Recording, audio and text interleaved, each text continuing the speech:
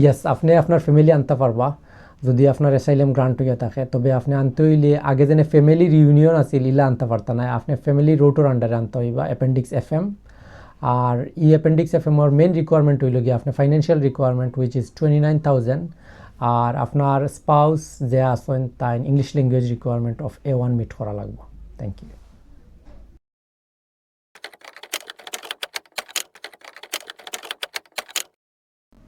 আপনার যদি refugee status grant হইয়া থাকে তাইলে সেকশন 95 আন্ডারে আপনি যে অ্যাসাইলাম সাপোর্ট পাইয়া যায় এটা অটোমেটিকলি এন্ডস হয় না। নর্মালি 28 ডেজ পর্যন্ত আপনার ট্রানজিশনাল পিরিয়ড আছে।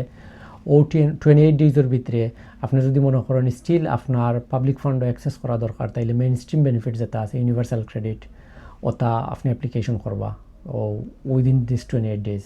আর ও 28 ডেজের পরে কিন্তু আপনার সাপোর্ট যেটা আছে এটা অটোমেটিকলি এন্ড হয়ে যাব। Thank you.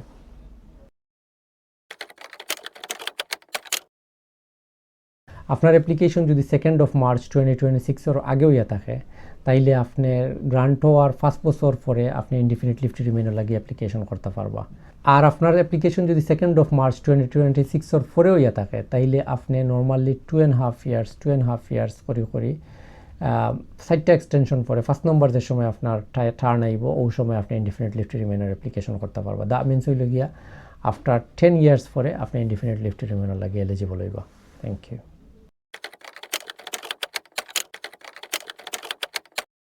আপনার অ্যাসাইলাম ক্লেম পেন্ডিং থাকা অবস্থায় ইউকের যে মেইন স্ট্রিম বেনিফিট আছে let's say for example universal credit ইটা টাইপ অফ বেনিফিট আপনি ক্লেম করতে পারতেন না। হাওয়েভার আপনার যদি নিজেরে সাপোর্ট করতে কষ্ট হয়, ফাইন্যান্সিয়ালি পারা না সাপোর্ট করতে অথবা আপনার ফ্যামিলির সাপোর্ট করতে পারা না, দেন ইন দিস কেস সেকশন 95 আন্ডারে আপনি অ্যাসাইলাম সাপোর্ট লইতে পারবা হোম অফিসের কাছ থেকে।